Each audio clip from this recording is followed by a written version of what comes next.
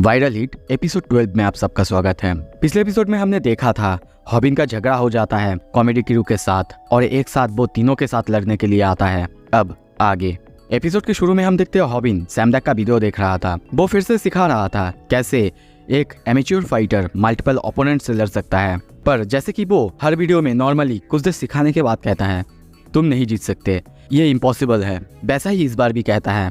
पर हॉबिन को देखते हैं, हॉबिन बैठा हुआ है और बहुत ही सीरियस होकर कहता है हाँ मुझे पता है तुम यही कहने वाले थे। सैमडैक कंटिन्यू करता है और कहता है तुम फाइटिंग में नए हो, ऐसे भी तुम्हारा कोई फॉर्मल ट्रेनिंग नहीं है। पर हॉबिन सोच रहा है हाँ तुम हर बार यही कहते हो, बाद में तुम मुझे सिखाते हो कैसे जीतना है। पर तभी देखते हैं सैमडैक कहता है अगर तुमको सच में मल्टीपल ओपोनेंट्स के खिलाफ जीतना है तुमको मेरा कम से कम 10 टेक्निक सीखना ही होगा। ओके देन चलो नेक्स्ट टाइम मिलते हैं। ये कह के वो पीछे जाने लगता है, भागने लगता है।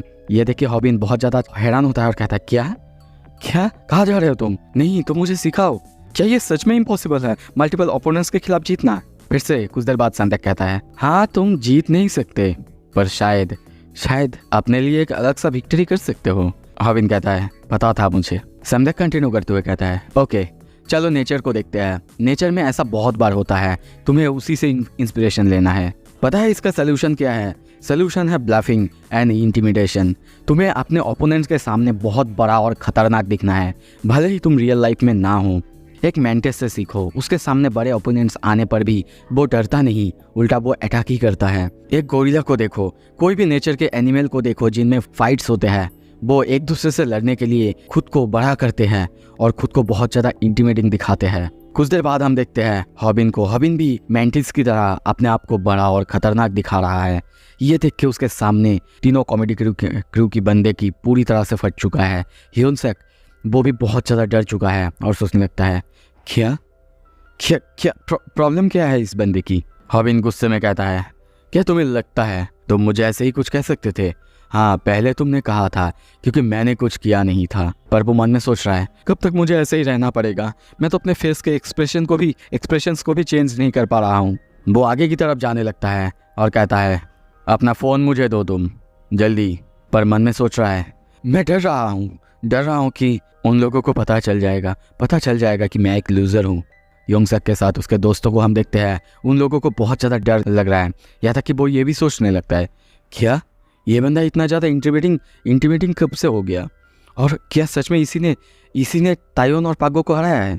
और ये बंदा सडनली इतना टॉल क्यों लग रहा है? हॉबिन आगे आ रहा था पर तभी देखते उसका पैर मुड़ जाता है। पर हॉबिन के दिमाग में सिर्फ एक ही बात आ रहा था, पर तुम्हारी ये ट्रिक तुम्हारी ओपोनेंट को कभी भी पता ना लगे। हॉबिन का एक पैर से उसका शू निकल जाता है और तभी देखते हैं वो लोग उस शू को देखते हैं। हॉबिन ने लंबा दिखने के लिए इंसोल पहना हुआ था। तभी हॉबिन सोचता है मैंने गड़बड़ कर दी। पर उनको तभी कहता है क्या तुम मुझे मेरा शू दे सकते हो? तभी देखते हैं गुस्से में एक बंदा उसे आके शोल्डर पे पंच मारता है। पंच मारते ही वो शॉक हो जाता है क्योंकि उसे वहाँ पे बहुत ज़्यादा नरम कुछ फील होता है। वो सोचने लगता है ये ऐसा फील नहीं हो रहा है मैं किसी इंसान को मार रहा हूँ, बल्कि ये ऐसा फील हो रहा है जैसे कि मैं किसी फ्लफी चीज़ को मार रहा हूँ। हॉबिन को देखते हैं, उसका मुंह अब लाल हो चुका है।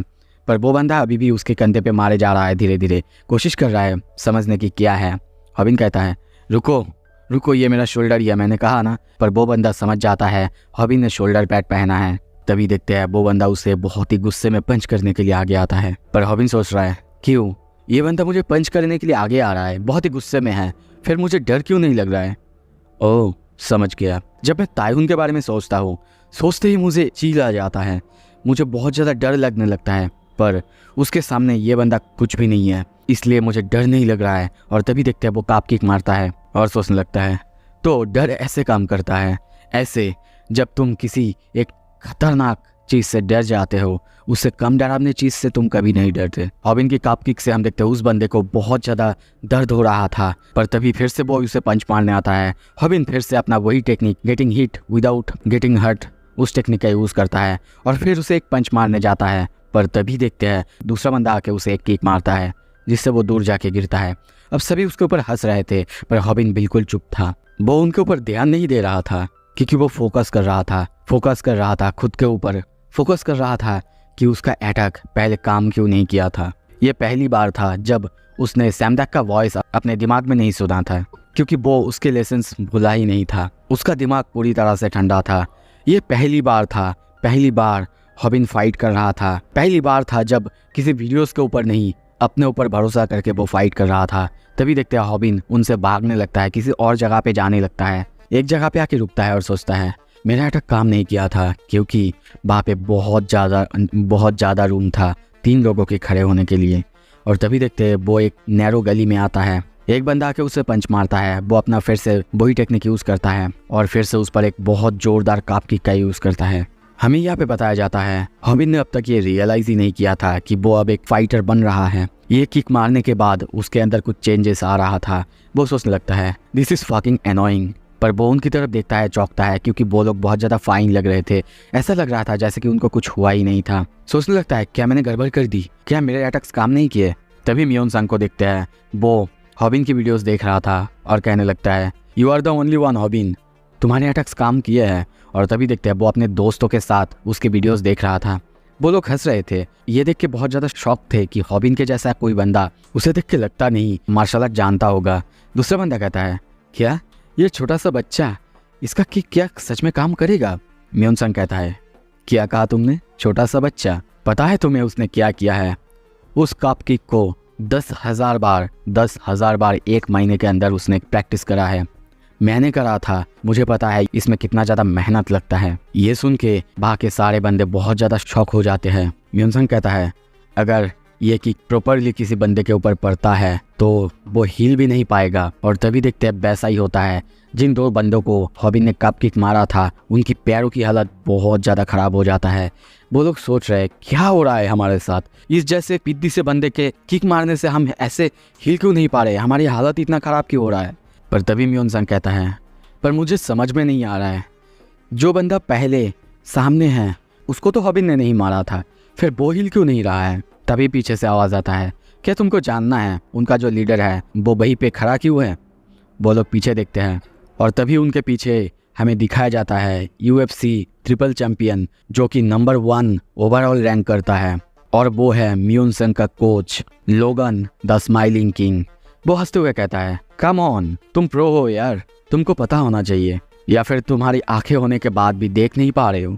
उस बच्चे ने ऑलरेडी दिखा दिया है वो खतरनाक है। तभी कॉमेडी क्रू के लीडर को देखते हैं, वो डर रहा है, पसीना आ रहा है। वो पीछे देखते हुए कहता है मुझे विश्वास नहीं हो रहा है, डर रहे हो उससे। लोगन तभी कहता है उसका ओपोनेंट वो ऑलरेडी एक अल्फा गोरिल्ला जैसे हॉबिन को देख के डर चुका है। तभी हॉबिन को देखते हैं, वो सोच रहा है गॉड क्या मेरे साथ कुछ गड़बड़ है कुछ मेरे साथ। मेरा हार्ट ऐसे बीट क्यों कर रहा है जैसे कि मैं किसी लड़की के सामने हूँ या फिर लड़की से पहली बार बात कर रहा हूँ। पर तभी देखते हैं वो बहुत ज़्यादा एक्साइटेड होता है और कहता है कौन सा टेक्निक, फिर मैं कौन सा टेक्निक यूज़ करूँ। इसके बाद उसका फेस पूरी तरह से रेड हो चुका है, वो बहुत ज़्यादा एक्साइटेड है। और तभी वो सोचता है तो ऐसा फील होता है एड्रेनालिन। तभी आवाज़ आता है सब कोई रुक जाओ। हम वहाँ पे देखते हैं योल्गा अब दूसरी लड़की को पकड़ चुकी है और सबको डराने लगती है, कहने लगती है अगर तुमने कुछ किया तो मैं इसे मार दूंगा। वो बंदा डरता तो नहीं, एक्चुअली वो हॉबिन से डरा था। तभी उस लड़की को छुड़ा के वहाँ से जाने लगता है। वो लड़की कहती है अरे तुम उन्हें ऐसे ही छोड़ दोगे। पर यहाँ पे हम जानते हैं वो बंदा पूरी तरह से डर चुका है और खुद को बचाने के लिए, खुद का मजाक बनने से बचने के लिए वो वहाँ पे उनको लेके चला जाता है। पर सब कुछ तो ठीक ही होता है, पर यहाँ पे किसी को रियलाइज नहीं हुआ था कुछ हॉबिन के अंदर जाग रहा था, कुछ हॉबिन के अंदर जाग चुका था। हॉबिन सोचता है मुझे मजा क्यों आ रहा है, ये बहुत ज़्यादा वियर्ड है, ये मुझे पसंद आ रहा है क्यों। उसका फेस अब पूरी तरह से रेड हो चुका है। वो बस ये सोच के बहुत ज़्यादा हैरान है मारपीट करना उसे इतना पसंद क्यों आ रहा है। और तभी हमें यहाँ पे बताया जाता है हॉबिन ने अपने अंदर कुछ अनलॉक कर लिया है, उसके अंदर का फाइटिंग टैलेंट उसने अनलॉक कर लिया है। कुछ देर बाद देखते हैं यहीं पे उनका लाइव स्ट्रीम ख़त्म हो जाता है। वीडियो अपलोड करने के 1 हफ्ते बाद ही 2.3 मिलियन व्यूज़ आ जाते हैं। पर दूसरी तरफ कॉमेडी क्रू की हालत बहुत ज़्यादा ख़राब है। वो लोग अपने सब्सक्राइबर्स से माफ़ी मांगते हैं, बहुत बार कोशिश करते हैं, पर फिर भी उनके गाली और उनके बार बार क्रिटिसाइज़ करने के बाद उनको अपना यूट्यूब छोड़ना पड़ता है। दूसरी तरफ अब उनके पास कोई रास्ता नहीं है, योल्गा को सताना भी उन्होंने बंद कर दिया है। सीन शिफ्ट होता है। दूसरी तरफ हम देखते हैं रात हो चुके हैं, सब कुछ करीब करीब नॉर्मल हो रहा था। तभी देखते हैं बोमी को, वो रास्ते से जा रही थी, हॉबिन के साथ बात कर रही थी। हॉबिन उससे SMS में कहता है मुझे तुम्हारी चिंता हो रहा है, अगर तुम कहो तो मैं तुम्हें छोड़ने आ सकता हूँ। पर बोमी मना करती है, पर वो बहुत ज़्यादा खुश है कि हॉबिन को उसके बारे में चिंता है। और तभी सामने जाके किसी से टकराती है। जब वो सामने देखती है बहुत ज़्यादा डर जाती है, क्योंकि उसके सामने हम उसी खतरनाक बंदा मानगी वैंग को देखते हैं। वो उसे देखते ही कहता है, तुम बहुत ज़्यादा क्यूट हो। भूमि चिल्लाने लगता है, पर तभी वो कहता है, डोंट वरी, यहाँ पे तुम्हारे और मेरे अलावा कोई भी नहीं है। पर तभी देखते हैं उसका हाथ कोई पकड़ता है।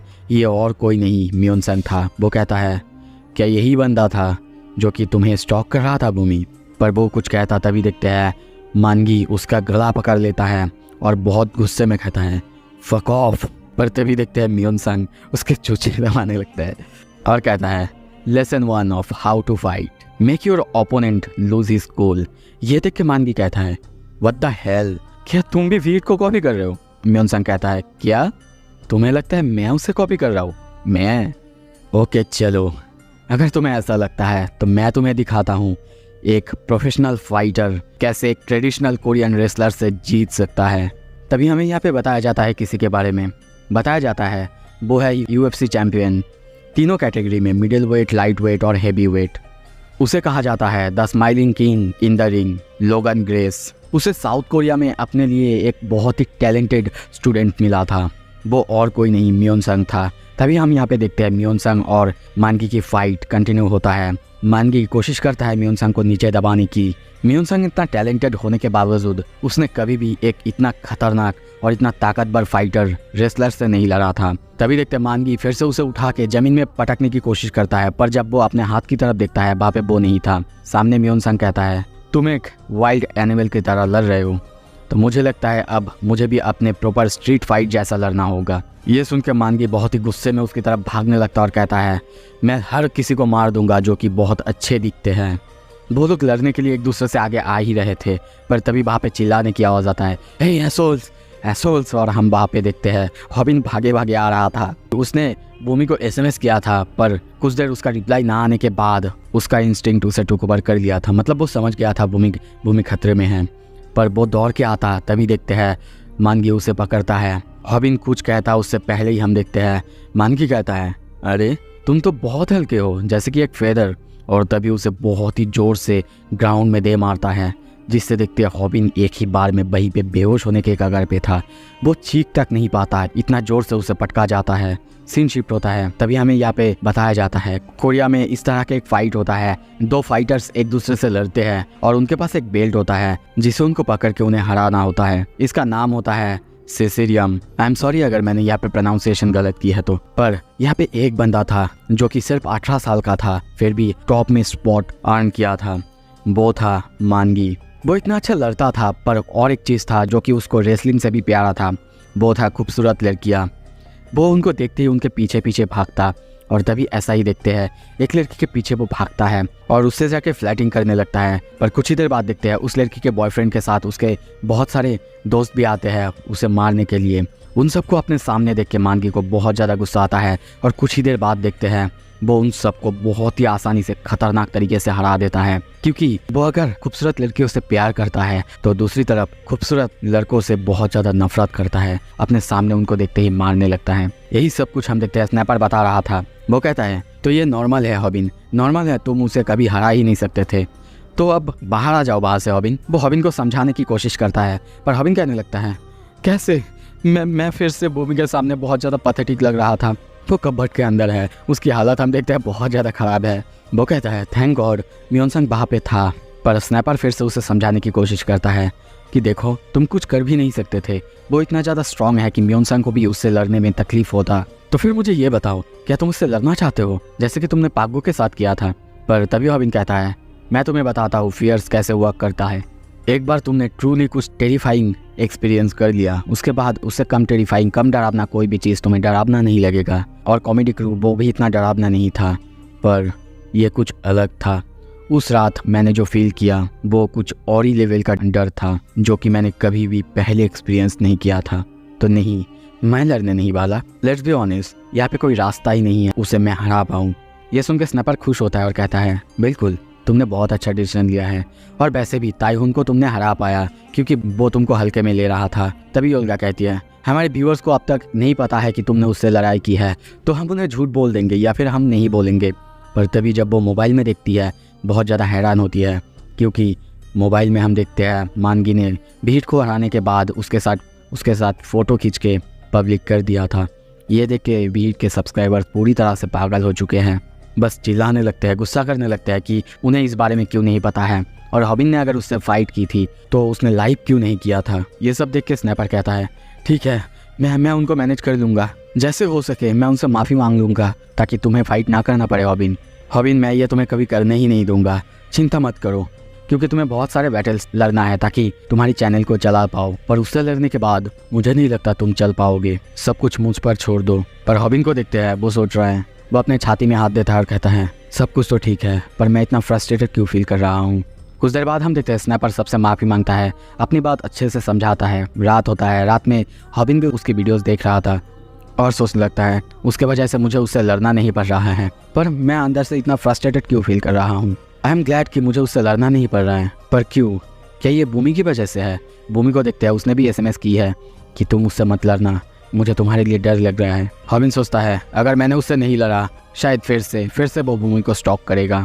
आई hate myself for being more afraid than Bhoomi. कुछ देर बाद देखते हैं वो यूट्यूब में वीडियोस देखने लगता है, तभी उसे क्लिक होता है और सोचता है मैंने फिगर आउट कर लिया है क्यों मुझे इतना फ्रस्ट्रेटेड फील हो रहा है। सीन शिफ्ट होता है, अगले दिन हम देखते हैं स्नैपर के पास हॉबिन का कॉल आता है। वो उससे हंसते हुए कहता है अरे मैंने सब कुछ संभाल लिया है, तुम्हें अब उससे लड़ने की ज़रूरत नहीं है, और सारे सब्सक्राइबर्स उन लोगों को भी समझ आ चुका है सब कुछ। पर तभी हॉबिन कहता है मैं फ़ाइट करने के लिए जा रहा हूँ मानगी से, मैं रास्ते में ही हूँ। ये सुन के स्नैपर बहुत ज़्यादा डर जाता है। हॉबिन उसे आने के लिए कहता है, पर स्नैपर बार बार कहने लगता है क्या तुम पागल हो चुके हो, तुम मर जाओगे, उससे कभी तुम जीत ही नहीं सकते। हॉबिन अपने मन में और अपने डायरी से कहता है हाय गॉड इट्स मी अगेन, मैंने फिगर आउट कर लिया है मैं इतना फ्रस्ट्रेटेड क्यों हो रहा था। पता है एक हार्मोन है जिसका नाम है एड्रेनालिन, ये लोगों को इंटेंस रश देता है। कुछ लोग तो इससे इतना ज़्यादा पसंद करते हैं, इतना ज़्यादा प्यार करते हैं कि वो लोग इससे एडिक्ट हो जाते हैं। इट्स फनी, कुछ लोग फाइटिंग करने में भी एडिक्ट हो जाते हैं, और पता है मैं भी अब एडिक्ट हूँ, मुझे मज़ा आता है फाइट करने में। मेरे छाती में जो टाइटनेस मुझे फील हो रहा था वो इसीलिए क्योंकि मैं फ़ाइट करने के लिए डेस्परेट हो रहा हूँ। और तभी उसे देखते हैं वो बहुत ज़्यादा एक्साइटेड है मानगी से लड़ने के लिए। पहली बार हम उसे डरते हुए नहीं एक्साइटेड होते हुए देखते हैं। तभी देखते हैं मानगी को, वो उसे आके बुलाता है यो, और मन में सोचने लगता है हाँ मैं जानता हूँ मैं अपने लाइफ को रिस्क में ले रहा हूँ, पर फिर भी उसके सब्सक्राइबर्स देखते हैं वो लोग कमेंट करने लगते हैं क्या उसका दिमाग ख़राब हो चुका है, वो उसे जीत नहीं सकता। मानगी पीछे देखते हैं, कहता है वेट, हॉबिन भी म्यून संग की तरह वैसा ही करता है, उसके छाती में हाथ दे देता है। ये देख के सारे के सारे लोग बहुत ज़्यादा हैरान हो जाते हैं।